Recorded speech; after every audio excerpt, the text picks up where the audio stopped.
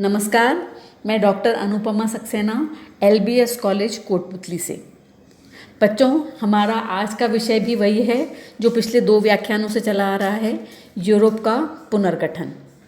Europe के पुनर्गठन के संबंध में मैं आपको ये बता चुकी हूँ कि द्वितीय विश्व युद्ध के बाद यूरोप की किस प्रकार की स्थिति थी, यूरोप को किन किन राजनीतिक और आर्थिक समस्याओं का सामना करना पड़ा।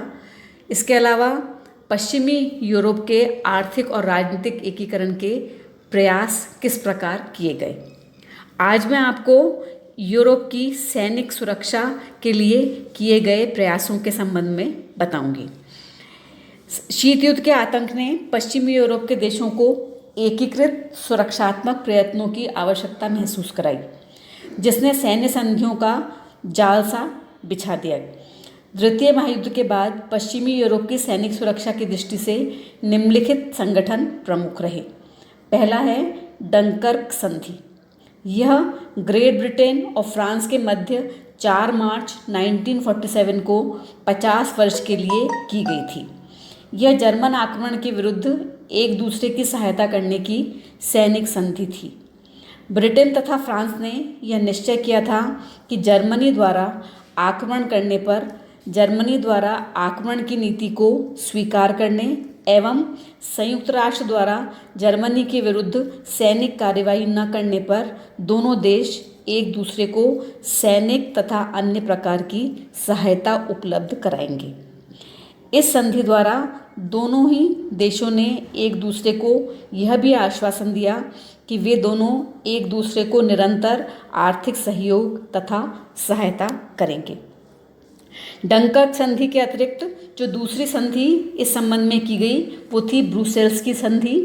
पश्चिमी यूरोप में सामूहिक सुरक्षा की व्यवस्था को सुदृढ़ करने के लिए ब्रिटेन, बेल्जियम, फ्रांस, लग्जमबर्ग और हॉलैंड ने आर्थिक, सामाजिक, सांस्कृतिक सहयोग और सामूहिक सुरक्षा की इस संधि पर बेल्जियम नगर में हस्ताक्षर किए। इस संधि का मुख्य ध्येय नागरिकों के मूलभूत अधिकारों में विश्वास की पुष्टि, संयुक्त राष्ट्र के आदर्शों का पालन, जनतंत्र एवं स्वतंत्रता को स्थायी बनाए रखने की दिशा में प्रयत्न, आपसी आर्थिक, सामाजिक तथा सांस्कृतिक संबंधों की स्थापना, यूरोपियन आर्थिक पुनर्गठन में सहयोग देना, आक्रामक युद्ध के विरुद्ध संयुक्त मोर्चा तथा अंतर्राष्ट्रीय शांति एवं सुरक्षा में सहयोग देना है। इस संधि की चौथी धारा में कहा गया है कि इस संधि पर हस्ताक्षर करने वालों में से किसी भी देश पर यदि यूरोप में सैनिक आक्रमण होता है तो अन्य देश संयुक्त राष्ट्र संघ के चार्टर की धारा 51 के अनुसार अपनी संपूर्ण सैनिक तथा अन्य सहायता आक्रमण का शिकार बने देश को प्रदान करेंगे। ब्रुसेल्स संधि का सर्वोच्च अंग एक परामर्शदात्री परिषद है जो 5 सदस्य राष्ट्रों के विदेश मंत्रियों से मिलकर बनी है। इस सुरक्षा संगठन के 2 अंग हैं, उच्चतर निर्देशन तथा कमांड संगठन। आर्थिक कार्यों के नियोजन के लिए एक वित्त तथा अर्थ समिति है। 1954 में पेरिस के समझौतों से पश्चिमी जर्मनी और इटली भी इसमें सम्मिलित हो गए और इस संगठन का नया नाम पश्चिमी यूरोपियन संघ रखा गया। ब्रुसेल्स संधि और डंकर्क संधि के अलावा इस संदर्भ में नाटो भी महत्वपूर्ण है। नाटो एक सैनिक गठबंधन है जिसकी स्थापना 4 अप्रैल 1949 को हुई। इसका मुख्यालय ब्रुसेल्स, बेल्जियम में है। संगठन ने सामूहिक सुरक्षा व्यवस्था बनाई है जिसके तहत राज्य बाहरी हमले की स्थिति में सहयोग करने के लिए सहमत होंगे।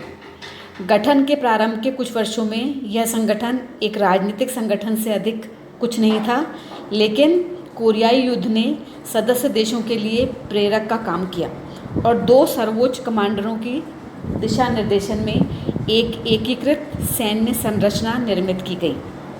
लॉर्ड इश्मे पहले नाटो महासचिव बने, जिनकी संगठन के उद्देश्य को लेकर की गई टिप्पणी काफ़ी चर्चित रही। उन्होंने कहा कि रूसियों को बाहर रखने, अमरीकियों को अंदर और जर्मनों को नीचे रखने के लिए नाटो की स्थापना की गई है। यूरोप और अमेरिका के बीच संबंधों की तरह ही संगठन की ताकत घटती बढ़ती रही। इन्हीं परिस्थितियों में फ्रांस पृथक परमाणु निवारक बनाते हुए संगठन से पृथक हो गया। 1966 में मडोनिया 6 फरवरी 2019 को नाटो का 30वां सदस्य बना। 1990 में बर्लिन की दीवार गिरने के बाद संगठन का विकास पूर्व की तरफ बाल्कन के हिस्सों में हुआ।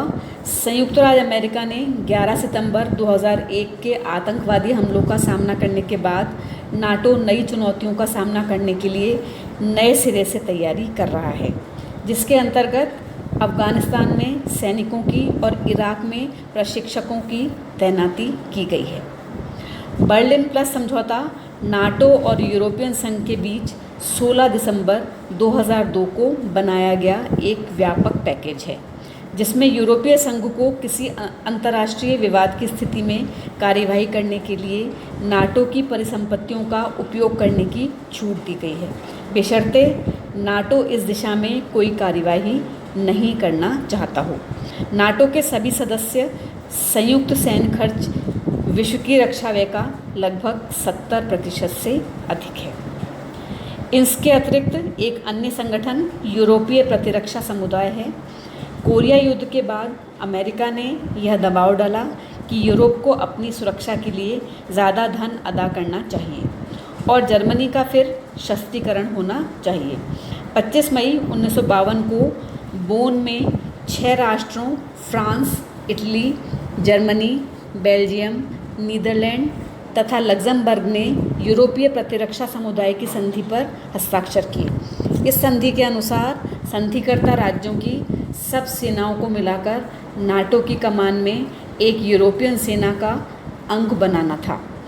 सदस्य राज्य अपने समुद्र पार के प्रदेशों की रक्षा के लिए तथा कोरिया युद्ध जैसे अंतर्राष्ट्रीय संघर्षों में संयुक्त राष्ट्र संघ की सहायता के लिए पृथक सेनाएं रख सकते थे, लेकिन फ्रांस की संसद ने इस संधि को मंजूरी देने में देरी की और अंततः 1954 में उसने इस विचार को ही अस्वीकार कर दिया। इसके अतिरिक्त पश्चिमी यूरोपियन संघ भी इस संदर्भ में महत्वपूर्ण माना जा सकता है। अक्टूबर 1954 में लंदन में होने वाले एक सम्मेलन में पश्चिमी यूरोपियन संघ का निर्माण हुआ।